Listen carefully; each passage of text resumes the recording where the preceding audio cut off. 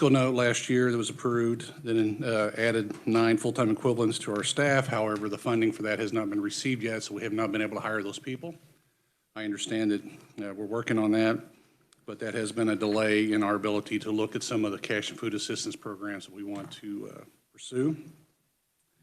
I do want to point out a interim report that we recently completed, and that's been made public, and I'll talk about that more in a minute, but it's included in that chart. I want to talk about some ongoing audits we have coming up, or that we're currently working on. One is the DCF and KDHE data sharing audit.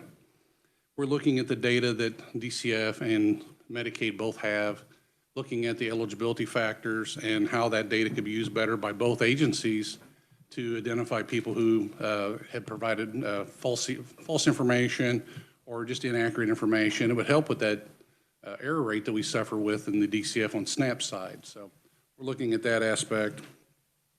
We're also doing an audit on the pregnant woman eligibility program, and we're looking to see if women are on the pregnant woman program they should be, are they being properly transitioned to other programs following their pregnancy once it's over.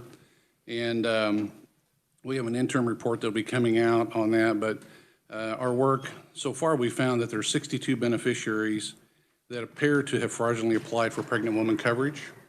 And the total for that capitation-wise is $798,000. And just so everybody knows, the average capitation loss on a situation like that's over $12,000. And these are people that are 45 and older that questionable they were pregnant. When we looked at their files, looked at their claims, they had 0 claims for any kind of services that would be attributed to it. And if you're a person who's 45 and older and you're pregnant, it would be likely that you would see a physician and to have some sort of checks, and they had none. And that was the tip off for us to take a look at them. And when we looked at their files, found that was indeed was the case. They had 0 checks. It's important for women to have checks during pregnancy anyway, but for somebody who 35 and older is considered a geriatric pregnancy. 45 and older, it's even a much higher risk. And Kansas has a higher than we would want infant mortality rate, and having good prenatal care would be important to helping that out. So we're just looking at that, but we're going to open 20 criminal investigations involving that. And again, we'd open more, but we just don't have the staff, but we've identified 62 that appear to have committed fraud in getting on the program. And do want to point out too that if you get on the Medicaid program under the pregnant woman, of course, then it qualifies you for other benefits. And some of our preliminary work shows that because of that, they've also get additional SNAP, TANF, food assist, or other cash assistance like light with their electricity bill and that sort of stuff. So it opens up additional things. We also find they get on WIC, even though they're not pregnant, truly pregnant. So that's an issue. Another audit we're looking at is the pharmacy dispensing fees. And that is a situation where pharmacists are writing scripts for over-the-counter drugs, and we're paying a dispensing fee of $10.50 that goes to the pharmacist for dispensing the drug. The problem is if it is a relatively inexpensive drug, like ibuprofen or something along those lines, relatively inexpensive, you can buy a bottle of it for $3 or $4. And so we end up paying, Medicaid pays for it, plus we pay a dispensing fee on top of it. And so we're just looking to see how much money we're actually spending on those dispensing fees and how that's working out. And we're wanting to make sure that the pharmacists are actually getting it. We understand the PBM sometimes intercepts some of that money, and that's the pharmacy benefit managers. And so they may not, all that money may not be going to the pharmacists after all. So we're looking at that. And then the home and community-based services audit too. We did an audit on home and community-based services back in 2022. We found, yes, ma'am. Mr. Anderson, if it's okay, we're going to take each of these and give time for questions, which is why I allowed the full 50 minutes for you, because sometimes if we, and I know you're accustomed to not having that long, so I want to be able to break each of these things down, and you've always felt like you had to talk really fast and we didn't get through everything. No, that's okay. I have a couple of questions for you, and when you had mentioned, when you said no claims for maternal care, or going to a doctor, whatever, that's definitely a red flag. then you mention 798,000 for 62 people. But it started, and I thought, how are they having that many claims? But then when you mentioned they get additional SNAP and TANF and help with utilities and WIC, which of course that's going to add up to a lot of money. What do you have as far as, what do we know as far as how these, maybe you don't know, but when a woman says, I am pregnant, is it just her attestation and therefore I'm pregnant, so they just put her on? Yeah, great questions, Madam Chair. The state is required to accept self-attestation for pregnancy unless they have reason to believe that there's a problem. And that's one of the things we're going to point out in our final report is certainly for older, particularly women who are much older and their likelihood of becoming pregnant is greatly reduced, is the eligibility workers, from what we can tell, never ask any follow-up questions or ever do anything to confirm their pregnancy. They just take the self-attestation. So they should have they should maybe have some sort of a test or check or something. And so we're encouraging that something happened in there to do that. That money amount that I gave you, that is just capitation loan that we calculated that was paid to the MCOs. It's not claims at all. Oh, So we pay that monthly capitation, as you know, to the MCOs. Wow. We're still in the process of calculating the amount of SNAP and WIC and everything that these people got as well. That is just purely Medicaid capitation payments that have gone out for those people who apparently were not pregnant but yet claimed to be to get on the system. So this would be what we would call kind of a quick red flag, like that's the first place you're going to look, is they're 45 and older. But there could be women that are receiving these services fraudulently that are younger, because nobody said, we need a doctor's statement showing us that you are indeed pregnant or confirming a pregnancy. Because what we're going to do is we're just going to, unless there is some form of eligibility proof, we're just going to keep chasing these dollars, and people are just going to continue to do this. You know, we have an investigation open on a woman right now who's 42 years old, so she would have been outside of that. And she reported to be pregnant, when in fact 3 years ago, the state had paid for a tubal ligation for her to render her sterile, and then she reported pregnant, and she was getting the full suite of additional benefits as a result of that. And no one is checking this. No one's checking that. Thank you. Committee, other questions? All right, I have a couple more. It's regarding the prescriptions that you were talking about. I'm trying to understand. So I go into the pharmacy and I go to pay for my Tylenol, whatever it is that's over the counter. And are they taking this to the pharmacist as opposed to up to the counter in the pharmacy? And then how are they charging this $10? Are they showing their Medicare card? Do you know the Yeah, actual? the way it works is you go and see your doctor and they say, hey, you need to take whatever the medication is, but it's an over-the-counter medication. The doctor will write you a script for that medication, and again, over the counter. You go into your normal pharmacy and present, say, well, here I am, I'm a Medicaid recipient, so there's no cost to you for getting the script. But because of that process, then that triggers a $10.50 fee for dispensing it for the pharmacy. And so to avoid this, it would be a matter of the doctor just could write, you need to take Tylenol, it's not necessarily a prescription Tylenol. Right. That is a concern, is I think the doctors unknowingly are writing these scripts thinking they're helping the Medicaid beneficiary get medication at no cost, but it's ended up costing the Medicaid program an additional $10.50. And so we're wanting just to see, is it being an abused situation where doctors are writing, and we're looking to see, is there hot spots, is there certain doctors are writing a lot of these scripts and other doctors that aren't, and what their goal is. I mean, I guess I'm very jaded. I look for fraud a lot. If I saw a doctor who had a financial interest in a pharmacy and was writing a ton of these type of scripts, I would wonder about his motivation for writing scripts. Do we see that? We haven't seen it yet, but we're looking, and we haven't got that far in the weeds yet. But I've heard of that in other states. yes. All right. I think that's all of my questions for now. Yes, Senator Petty. Thank you, Madam Chair. Back to the pregnant women, this and I'm trying to understand, so is the age, has that been right now the tip-off that you're looking at when you say 45? Or I guess in one case it was 42, so I guess, or in the 40s, that you're looking at as a starting point for where you believe that there's fraud being occurring concerning pregnancies? Looking at the program in its entirety for our audit, just to be clear, we're not just focused on that, but within our audit, we said, hey, let's look at the 45 and older because the likelihood of pregnancy is much lower, and to look to see if there's an issue. And we'd have a couple of cases where we've had people claim to be pregnant when they clearly weren't.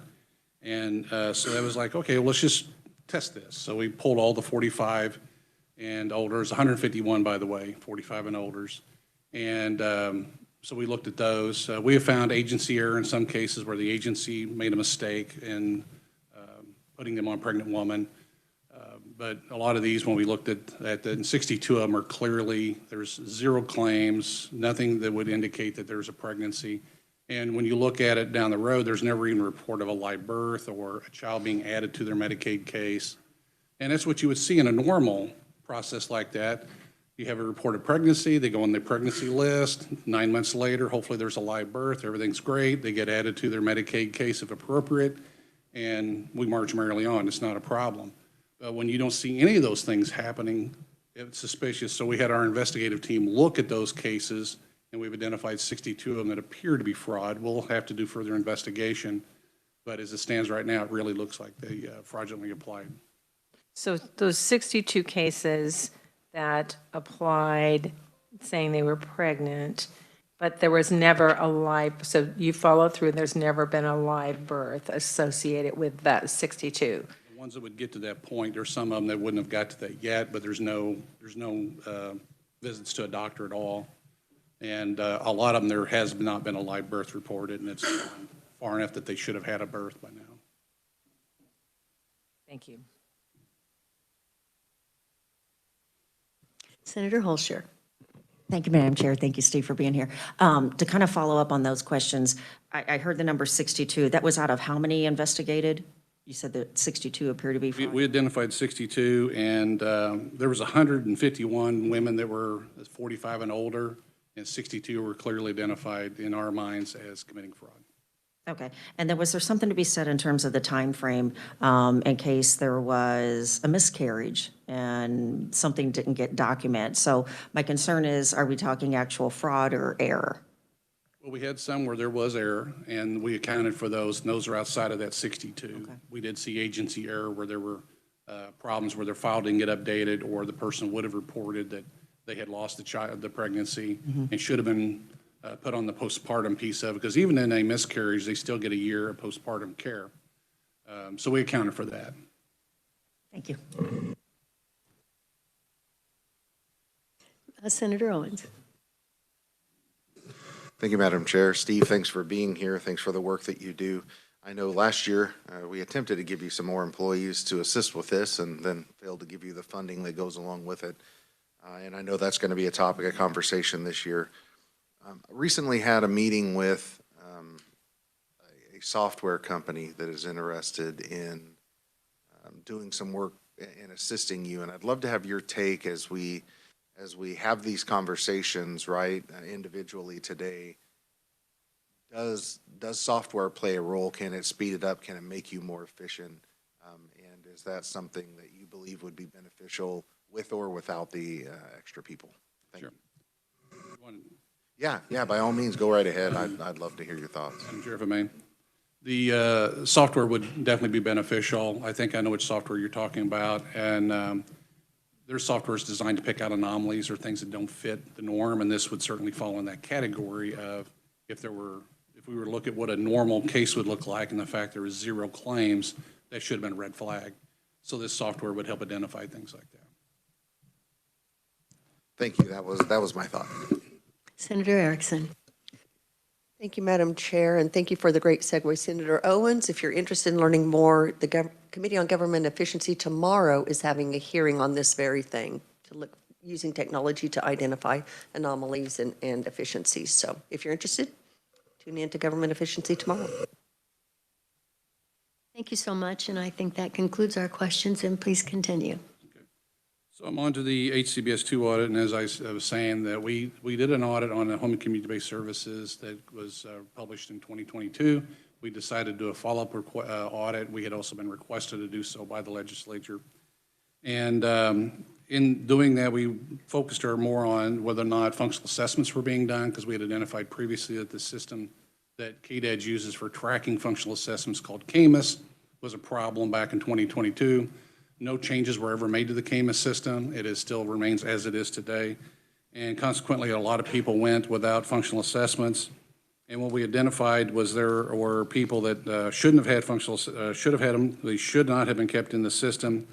And because of that, so we ended up wasting over $238 million in capitation payments that went to the MCOs for people who had not had the required functional assessment. That functional assessment is mandated by the feds and the state to have that done, and it simply wasn't done. And to drive the point home a little bit on that, so that would result, just to be clear, result in us spending over $36 million a year on people's having us paying for Medicaid or for them to be on a waiver when they shouldn't have been. They could have been moved back to regular Medicaid, but that's where that savings is calculated. I'm not saying these people would not have been Medicaid eligible, but they didn't need to be on a waiver. If they're not showing up for their functional assessment or they're unable to get a hold of, maybe they moved out of the state, they should have been removed. Our report, which is on our website, breaks all that down, and a lot of times they just simply can't get a hold of the people, or they deny wanting services, and a form is submitted by the MCO in many cases that simply didn't get processed by KDADs, so the person was remained on the waiver. And that's particularly troublesome for when you consider the PD waiver has, or the physically disabled waiver, has a waiting list. And these are people that could have been removed and were not. But we found there were 721 people that went for more than 4 years without having a functional assessment when they're supposed to have an annual assessment, and they weren't. So just to give you some more numbers on that, on the PD waiver, like I was saying, we found that 2,749 of the 7,881 people that are on that waiver did not have their functional assessment as required. And there's an extensive waiting list to get on that waiver. And these are people that, for a variety of reasons, just didn't get that functional assessment done. Something else to understand too, that number that I gave you at 36 million is a very conservative number, because if you're not on a waiver, whenever you have to then be calculated for financial eligibility by KDAD or KDHE, they have to look at your entire household income at that point. And some of these people would not have been eligible at all then to be on Medicaid. If you're on the waiver, they only look at you as the individual's financial resources to determine if you're financially eligible. But if you're not on a waiver and they just look at you as a whole, they have to take the entire family income, like a husband and wife situation. And I get in trouble. We're talking about my wife sometimes. I revealed her age at one point. I got in a lot of trouble for that. But my wife is disabled. She has muscular dystrophy. And she would easily qualify to be on the PD waiver. No question about it.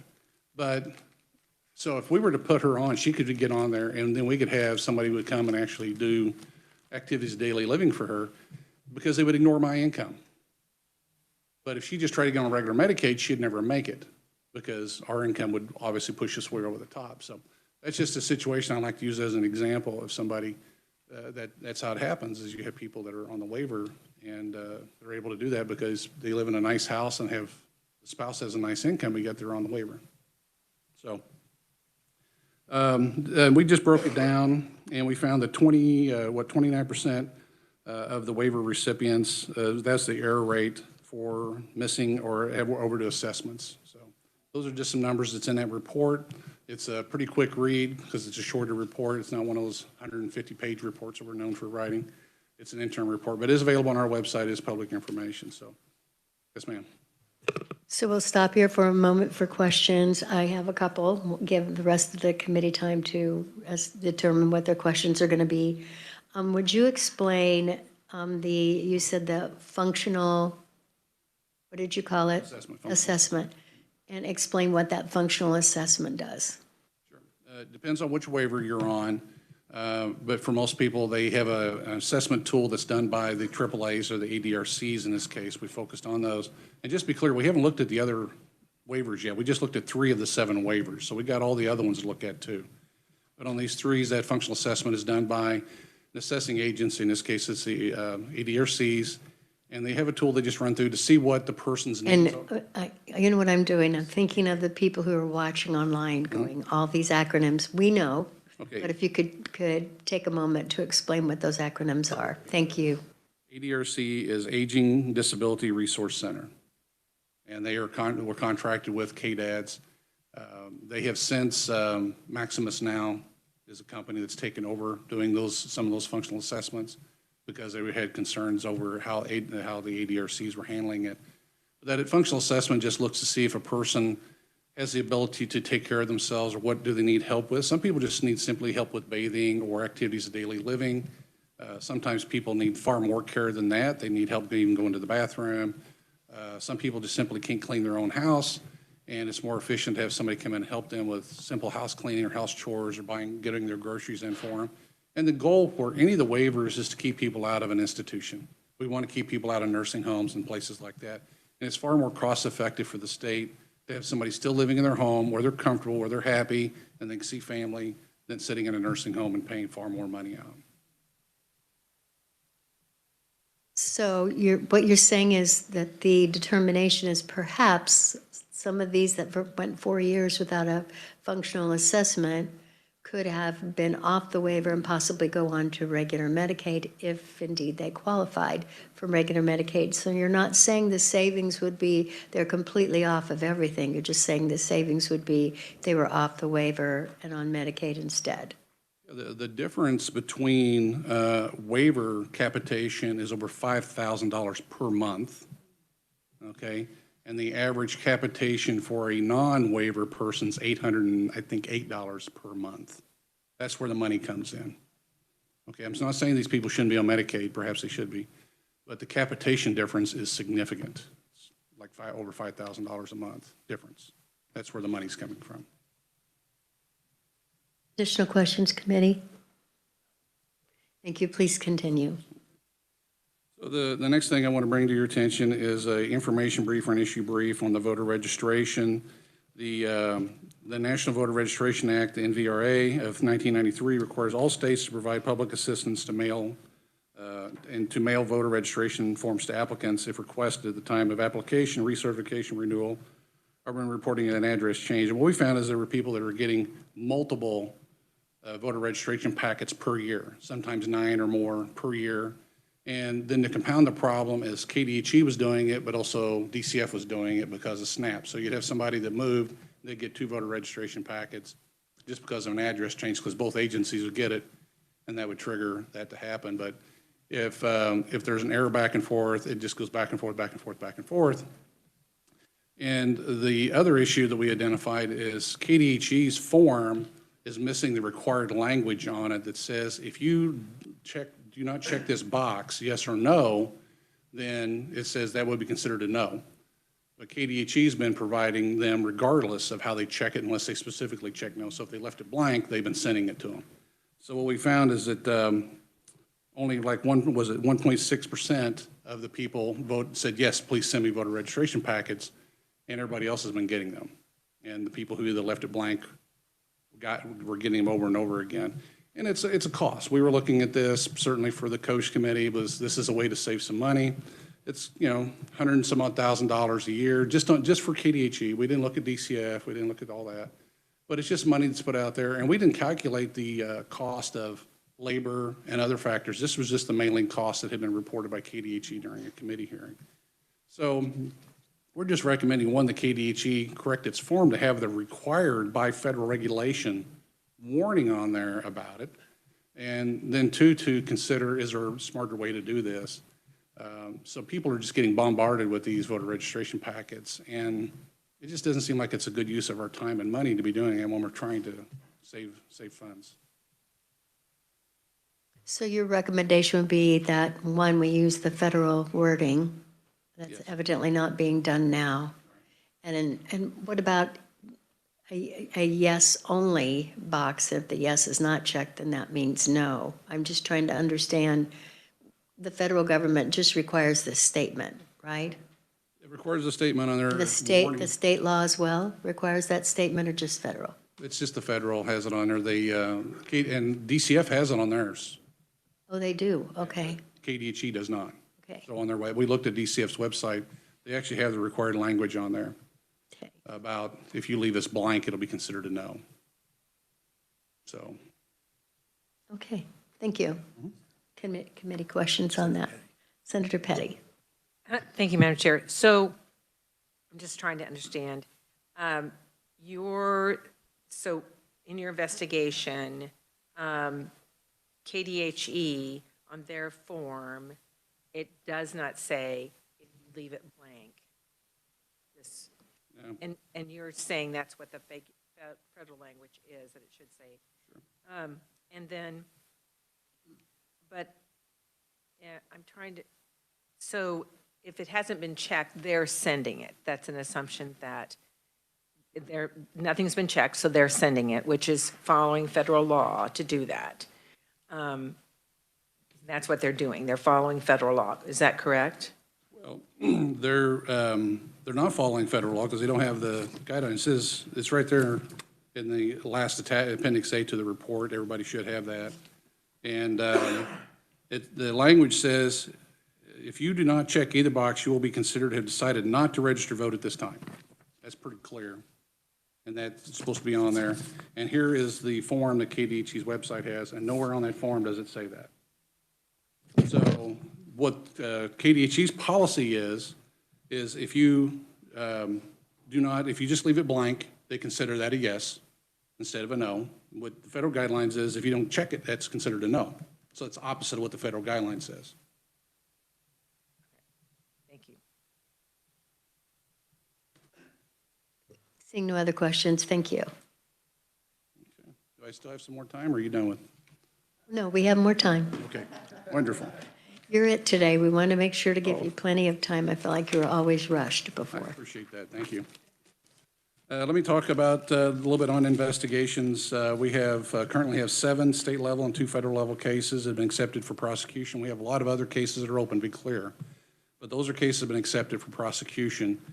And various other stages of things. We have cases involving providers. We have some cases involving state of Kansas employees, which is troubling.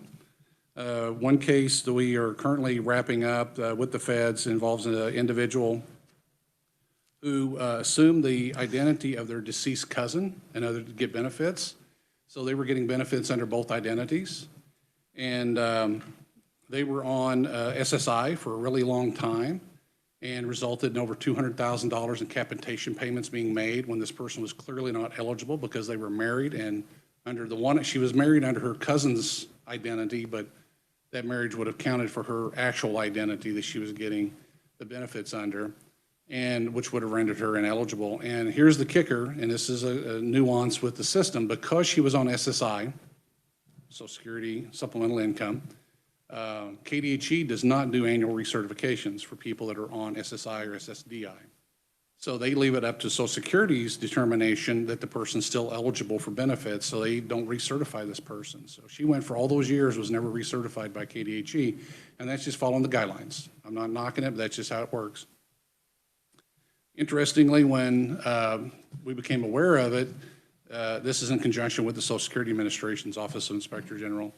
They terminated her benefits under both of our identities, and she called up in a panic like, hey, what's going on? We're like, oh, it's just a thing with the big, beautiful bill. Why don't you come in, we'll talk to you, and we'll get it figured out. So she shows up for one of her appointments in a wheelchair. She's not disabled. She shows up for one of her appointments in a wheelchair because that's what she was claiming, and has a meeting with the folks. And then the next day she has another meeting at a different Social Security Administration office under her other identity, and she walks in. Problem for her is the special agent was at both meetings, and it kind of blew it up. So between Social Security, Medicaid, as well as SNAP and whatever, she got over $453,000 in benefits illegally. So she has entered a guilty plea. She's going to be sentenced next month, and we'll see how the sentencing goes. She has some other issues, but That was just a really good example for us of working with federal partners, agencies on information, and getting a case prosecuted by the U.S. Attorney's Office. So that was a good thing. And we're working some additional cases with them on these type of things. We also have 2 recent allegations we're looking at involving child care centers, because as we know, that's become a big issue in the news, hasn't it? And we've received 2 allegations right here in Kansas involving that same sort of issue. And we're looking to vet those out and see if there's any validity to the allegation and test those out. If there's any questions on that, I'll pause. And can you tell us what were the allegations? You said there were allegations with the child care center. One of the allegations involved no children present. Somebody that was watching said, I work nearby in a business nearby, I never see kids. They also have another business registered at the same location. It seems like their act's going on. It's completely unrelated to child care. And they said, I've been working in this business nearby since April, and I've never seen a child dropped off or picked up. So they suspected it's one of those, it's a false or a place like that. So we're checking that out. The other allegation involved the person who ran the child care center getting a fairly large grant, like $1 million to construct child care, playground equipment, what have you. And there's no playground equipment here. That million, I think it was like $1.7 million was, what was that spent on? And it doesn't add up. So we're looking at that. Turns out the person who ran the child care center at the time this money was dispersed under his name, and he was deceased. His spouse apparently got the money, but there's federal tax liens against her and some things like that. So very suspicious. We're just wanting to make sure that money actually got spent where it's supposed to. We're not sure that it happened, but that's an example of that. And that is something we couldn't have done until that House Bill 2217 gave us the ability to look at child care centers. We feel like that we have the authority to go look at those type of matters, and that's what we're trying to do to the extent we can. And you were looking for fraud, and that's great, but who is just on ongoing basis? Are there like drop-ins where somebody could drop in and see how things are going in the center, if what they're saying is true? Is that part of what's happening with our departments? We haven't looked at it hard enough with the department to find out that's going on. That should be happening. I think they're required to do that, but I can't say for certain that's what's going on or not going on. And again, clearly because of things that are going on in the news, it's really raised a lot of people's awareness. I will say this, we have received more complaints than we've ever received. Because I think as a populace, the American citizens are much more attuned to what is fraud now. So we have received over 100 additional complaints already this year than what we normally do. So our numbers are trajectory going up. And not that there's necessarily more fraud, but it's just that people are more aware and they're wanting to report it now because they're seeing what's going on and wanting to put it out there. Hopefully with the new department that's totally focused on childcare, maybe we can see more oversight in that regard, particularly if you name your childcare center Leering, right? Right. I think we've all heard about that. Committee, other questions? Senator Rose. Thank you, Madam Chair. Would it result in more high-quality complaints if the state offered a reward for complainants that uncovered fraud that wound up saving taxpayers a significant amount of money, such as 1% of the amount of fraud? So that might help. There's a key tam provision in federal guidelines for people who are whistleblowers that report fraud. And in the federal government, if you report, you can get up to 25% of the results from the case in the civil case. And that is a huge financial inducement for people to be a whistleblower. And other states have that proviso in their statute, in their False Claims Act statute. Kansas does not. We're one of several states that do not have that. Consequently, sometimes Kansas misses out when there's what we call global cases or nationwide civil cases involving that. They don't bother to file with Kansas because Kansas isn't going to give them any part of the money, so they just ignore Kansas. Missouri, on the other hand, does. And so consequently, a lot of cases that have a foot both in Kansas and Missouri, they'll file in Missouri instead of in Kansas. So that is something that would be an interesting thing to look at, is providing that incentive, because it does help people. Some whistleblowers get checks for over $1 million for reporting fraud on these really high-profile things. So it is a really good inducement. It would be hard to regulate it on certain things, real small cases, of course. But anything where we can encourage people to report is really good. We do a lot of outreach. I think as we have been successful in reaching out and getting information out there and doing things, or part of the reason we're getting more calls because people are more aware who we are. Because I want to remind the committee, prior to 2021, we really didn't have an office. We really weren't functioning. So consequently, people are just now learning about us. And we were at the state fair this past year handing out information, and I think that made a difference. And we do a lot of outreach with that. It prompts another question for me. So you were saying that people are reporting more than ever to you. Are those coming directly to you, your office, or are they coming to, say, KDADS or KDHE, and then they send those to you? A lot of them come through DCF's hotline that they run. And the clearinghouse, KDHE clearinghouse, directs people to the DCF hotline. Which is how it's set up, and it's fine. And they do a great job of transferring those to us. We vet them, we look at them, we log all of those. But we also get a lot of complaints from other law enforcement. We get them from private citizens now, a lot of private citizens. That number is going up. So we get them from a variety of areas. We get some from the legislature. So, but we track every one of them. I have two people that put them in the system. We do some backtracking to see if there's anything validity to it. Because sometimes we'll get an allegation saying, oh, my neighbor's on Medicaid, they shouldn't be on Medicaid, shame on them. We go in and do a couple quick checks, we find out that no, they're not. Their Medicaid eligibility ended a year ago, so there's not a whole lot to that. So we're able to immediately just move on with that, so that's fine. Some of them require a little bit more pick and shovel work for us to determine that there was no validity to it. Others end up, yes, that we are able to verify the allegation and move forward. But every file that we open, I personally review myself.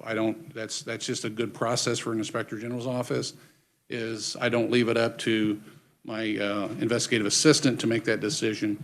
She puts everything in the system, gives it to me so I can evaluate and determine whether or not we want to open a case or not, or how we're going to do it.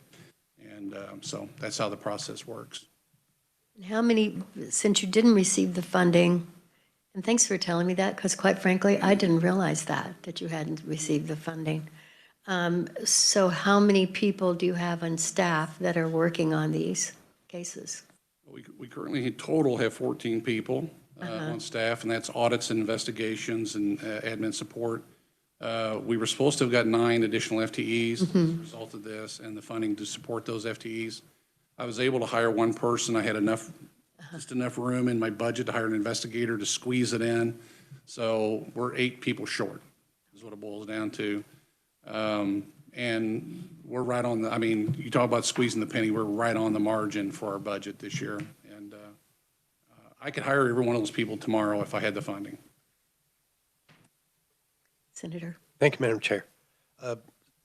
Can you give us a bit of an indication of what you would be investigating if you had those additional personnel? Thank you. Yes, sir. We would be looking at those child care centers. We would also be looking at EBT fraud. Obviously, DCF's already got their people who are looking at the eligibility side. We want to be looking at the facilities where EBT cards are used. Because one thing that I do know from talking to the USDA Office of Inspector General, they have 2 special agents that basically look at EBT vendors over 2 states. They cover Missouri and Kansas. 2. To cover 2 states. I talked to them the other day. I said, how many cases do you have in Kansas? 0. Have you ever been to Wichita? Never been to Wichita. So what we find is all these places where EBT cards are potentially used, you can have vendors there who are ripping people off or buying people's benefits, because that happens a lot in the EBT world, is that people sell their benefits usually for 50 cents on the dollar or something like that. But there's nobody, they're looking for it. There's nobody going into these smoke shops and places like that that shouldn't even be EBT vendors, but yet they accept EBT benefits. And they are required to have 16 food items that they can sell, but they don't have that. It's clear they don't have that. But nobody's checking that, right? And so that's something we'd be looking at, is those kind of issues. So we'd be looking again at the childcare issue. And I think some of the SNAP stuff, but again, we're finding people that are fraudulently applying for Medicaid and SNAP as well. So we would want to do a little bit more in that arena as it goes. You know, one of the problems that DCF investigators have is they're investigators, they are not special agents. So they cannot bring a case without it going through a similar sort of law enforcement entity, whereas I have law enforcement agents who can bring cases and file affidavits and do the law enforcement work that are simply not approved to do. Thank you for your answer. Thanks, Madam Chair. So my question would be, so these investigators, do they send cases to you? Sometimes. Sometimes. Sometimes, Okay. particularly significant matters, they'll let us know, and we've made that offer to them, and we've had a little bit of luck with that. I think we could do more in that arena. We had this is a matter that happened about a year and a half ago. They had a case where we had clearly had Medicaid fraud involving an individual who didn't live in the state of Kansas. They lived in Oklahoma, but they were crossing over to the border to work, and they were getting child care subsidy as well, and they got a $10,000 in child care subsidy. And DCF at that point did not want to refer it to us. And so we went ahead with our case, but that $10,000 was just lost out there. And that's something we would like to make sure things like that get picked up. So then, I know in talking with HHS that a lot of things came to light. I don't know how many other people might be on Facebook or anything else, but just tons of people making reels, or I'm not on TikTok, but I do see reels about my neighbor, my friend, and how I didn't even know you could sell your SNAP benefits. I didn't know you can sell that. And finding out that people are selling it, or like you said, vendors that are taking it to do nails. You know, we will take your EBT card to do nails, or we'll buy it from you so that you could go get other stuff. And you're like, this money was to feed your children.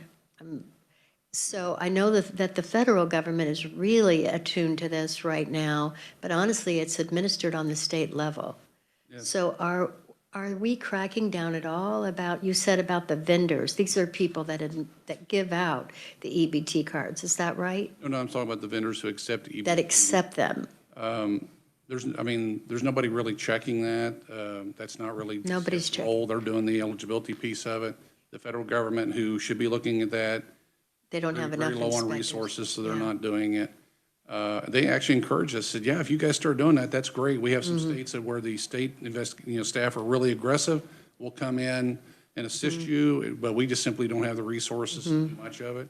You know, I've heard this from several people, the local law enforcement officers, and they want to talk about people who will walk into a grocery store with a whole stack of EBT cards, clearly not their cards, and then use them. And oftentimes what they're doing is using those EBT cards at like Costco, and they'll stock up, and then they'll take it back to their little mom and pop grocery store then to stock their shelves with EBT benefits, okay? So that is something that if we were able to go out there and make contact with the loss prevention people like at a Costco or Sam's Club, and just say, hey, if you guys see something like that, here's who you call. Call us. We would like to look at that. And we'd also like to be going to those drop-ins to look at these EBT places that accept it. You know, and this is the other thing I just learned about the other day as we were looking at childcare. Childcare benefits are put on people's EBT cards. And then they use that EBT card to pay for their childcare at childcare centers. But we pay the money to the beneficiary, then who's supposed to then make sure that money gets paid to the childcare. There's a lot of problems in that area where we hear allegations where, well, she really doesn't send the kids to daycare. She's actually sending them to her mother. She's not actually paying them, or it's a combined deal where the husband's at home and he's taking care of the kids, but they're claiming that they're paying a child care center. So that kind of thing's going on. And I think our state agency is overwhelmed. They don't have the resources to check a lot of these things. And so we'd like to see something, resource-wise, where we can do something with that. Yes, Senator Murphy. Well, thank you, Madam Chair. So if we were to get you the other 8 people and maybe a contract with a software company or something like that, going to be a significant investment. Can you give us an idea, just a wild idea on the return on that investment? Sure. Completely catch me cold here, by the way, for this. But, as far as the number of investigations, we would open a lot more investigations. And what we see is the fraud loss on some of these ranges anywhere from $10,000 to $30,000.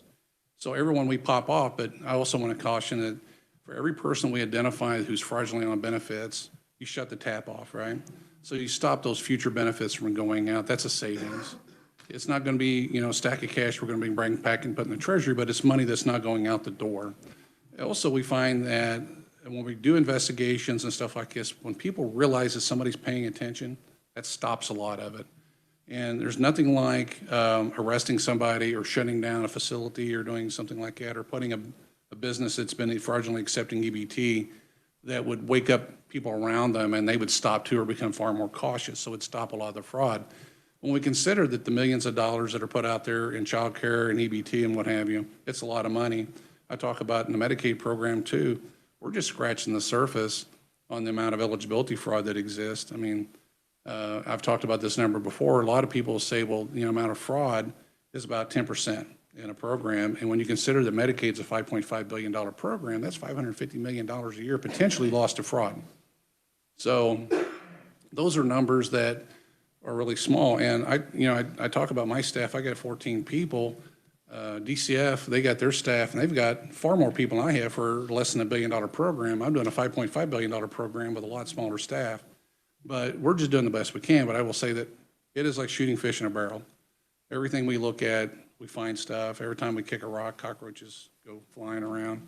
It's just, there's a lot of fraud out there. Because again, bear in mind, prior to fiscal year 2024, there were no investigators looking at eligibility fraud in Medicaid in the state of Kansas.